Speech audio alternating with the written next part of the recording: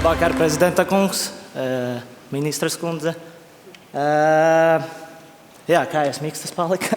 Ar moci braukt. Daudz. Rokās būs mazliet smagāk tā stāvēšana. Viens tāds ķieģelītis man jau ir.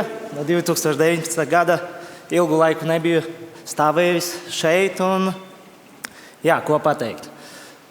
Daudz strādājam un jā, ļoti liels prieks vienkārši būt aicinātam šeit. Un, tas rāda to, ka es virzos pareize ceļu izvēlējos. Un, tas darbs, ko es ieguldu, ko iegulda mana komanda, mana ģimene.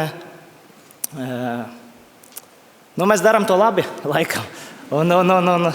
Jā, noteikti tā motivācija ir vēl lielāka pēc šādiem vakariem un starp tik daudz sportistiem, izciliem sportistiem, kuri ir ar mums. Un tas ļoti motivē un noteikti tas sapnis, kā Nastja arī teica, ka tie visi mērķi un viss tas pārējais ir mūsu galvas. Un ar katru gadu es vairāk ticu sev un ticu, ka